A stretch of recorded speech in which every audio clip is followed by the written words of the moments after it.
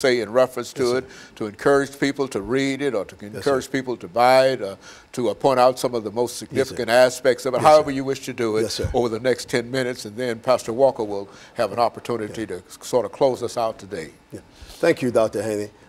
Preach My Sister Preach is the first biblical defense book that has been written to encourage women to accept their call into the ministry. As I said, when in 1 Corinthians chapter 14, 1 Timothy chapter 2, verses 11 through 15, where Paul was talking about women not supposed to speak, they're supposed to remain silent. And I think about how a lot of brothers and a lot of sisters, they take that scripture and they run with it. Well, if you really, I mean, it just take common sense. If you really think about this, if Paul says, and you take this from the literal context that a woman is not supposed to speak in the church, then a woman is not supposed to make announcements. She's not supposed to sing in the choir. She's not supposed to teach Sunday school. She's not supposed to raise the offering. She's not supposed to do anything in the church. And what it says is that if you take the text from the literal context, she's supposed to wait till she get home to ask her husband. Well, my thing is, what if she doesn't have a husband? Then who does she ask?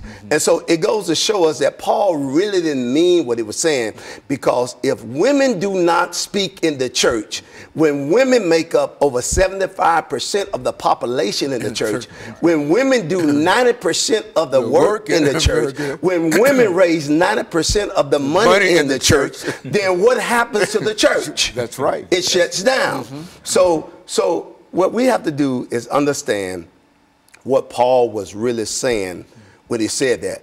My thinking is, my proof is, like I answer a lot of things in the book, that maybe that church was having problems.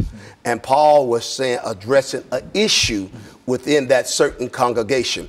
Because you can look in other parts of the text, and it's in the book, Preach My Sister Preach, that where Paul endorsed certain women, told the congregation to help them, whatever they need, provided for them. So Preach My Sister Preach, it is designed to open the eyes and open the doors for women and open the eyes of people. Because here's the bottom line.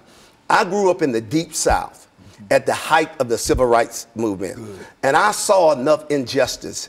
And as I spend 30 plus years in the ministry and go from church to church, and I see a lot of injustices within the church, especially when it comes to female ministers. And so what Preach My Sister Preach does, it challenges women, it challenges churches, and it challenges denominations and congregations with the Word of God. I exegete the Word of God so that, in other words, so that people will have the necessary tools to step out on faith, to walk in their ministry, to walk in their full potential in the gospel. Because here's the bottom line. The gospel of Jesus is not designed to oppress anybody.